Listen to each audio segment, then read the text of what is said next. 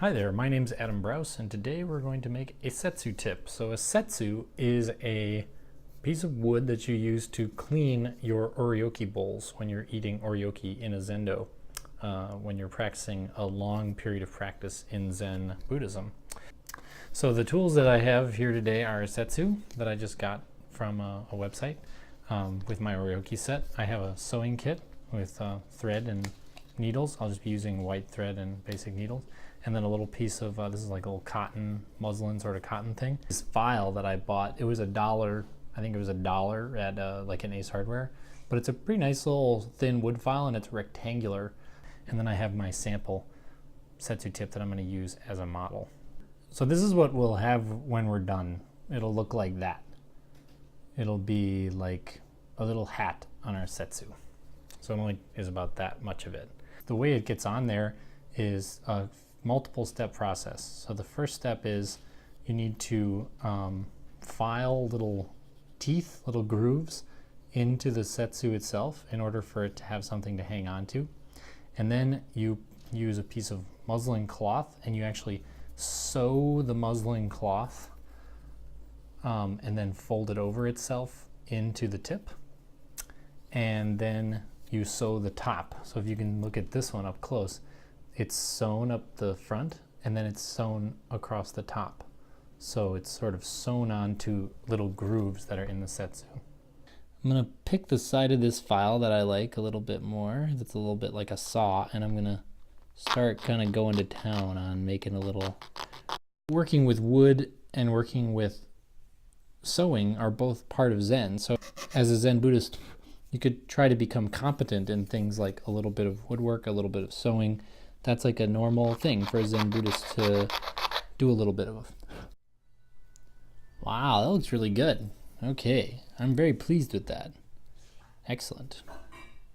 So I want to give it like a little bit of like a 1/2 centimeter because that's what this one has. So if I turn this one inside out, you can see that it goes to here, but then it has about a 1/2 centimeter extra. So let's do that. So we're gonna fold that over. So we can cross this over like that. Remember, we want it to be a little tight because I want it to be a kind of a nicely packed Setsu. I don't want it to be, I'm gonna bring this up just a teensy bit here. Yeah. I want this to be kind of a nice Setsu, like kind of a pretty one, you know? Maybe even I'll move this line over so it's not right down the middle. Japanese art never has symmetry. It always has a little bit of asymmetry. So if I put this Setsu like seam right in the middle, it would look kind of wrong for the Japanese aesthetic. So I'm gonna try to move it over here a little bit so that it's off center, but not too off center. Like that's too off center. There, like that. Okay. And then I want it to be nice and tight. And then where are the grooves? They're right here. Here's the groove. And now I'm going to wrap it around here at the deal. And I guess probably 3 or 4 times is probably plenty. All right.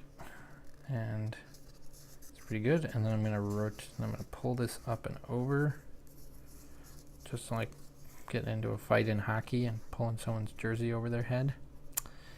And I'm going to put this over here to the side so it escapes so we can sew. Oh my gosh, I feel like that's a lot better. Now there's like this kind of cushion at the top, which is going to be better for cleaning bowls. Okay, good. Cleaning the bowls. Okay, so now we're going to sew up to here. Actually, first let's just cut this off. Let's just cut this top off. Okay, so we're gonna cut this right off here. Let's see if I can do it with these wonky scissors.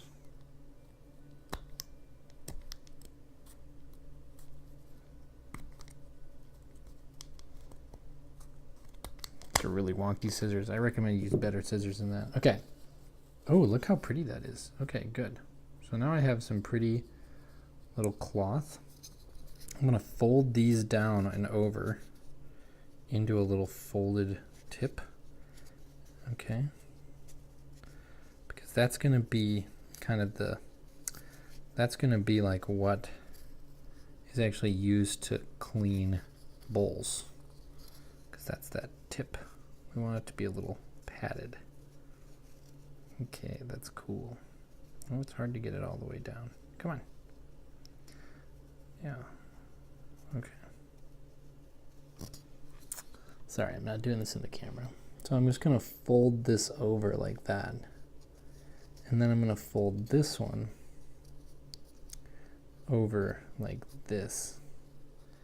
And actually, yeah, we'll put this in there like that.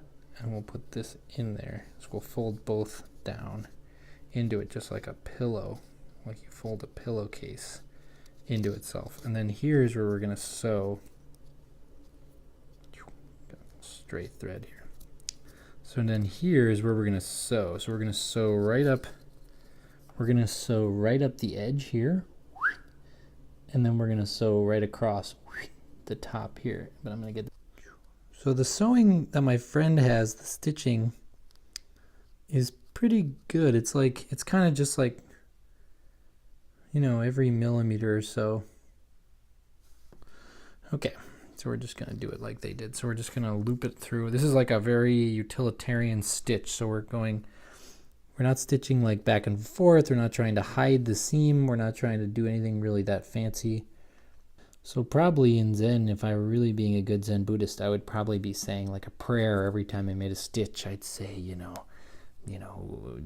Buddha, Buddha, Buddha or something. But I'm not that good of a Zen Buddhist anymore. But I feel pretty good about this. Okay, so I'm just going to start from where I am, which is good. That's good meditation practice. Just start from where you are. Don't try to get somewhere before you start. Just start. So we don't have to make everything into a metaphor, though. It gets so exhausting when people are always making everything into metaphors.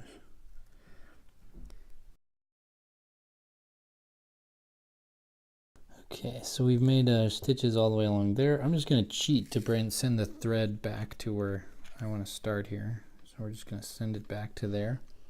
And then I'm going to start stitching again this way.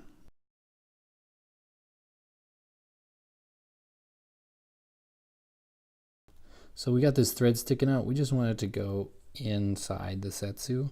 So I'm just going to like put the needle kind of like through the setsu this way. And then I'm gonna have it come out the other end, but then I'm just gonna cut off the thread inside the setsu, because then it won't loosen at all. So now here this thread's sticking out there, but I'll just give it a little tug, and then I'll cut it off right there, and then it'll slip back inside the setsu. There, and now it's kind of invisible. Wow. That's my setsu. Yay, now I can clean bowls with it. All right, that's how to make a setsu. That's your setsu. I can't believe I did it on the first try. The one thing I could do better is I could have folded over the cloth here. So instead of being just cloth, I could have folded it over and made it like instead of just being like cloth and cloth, I can do it like this. Instead of just being like cloth and cloth on that, like that, instead I should have folded this over and made a fold and then sewn those folds together, because that would be way stronger and it would give me a little bit more cloth to make a pad, because this pad is a little bit flat. It's not super squishy. Like this one, it's really squishy, and the ones I've tried before are really squishy, but this one's kind of flat. So next time, do it that way. Setsu tip.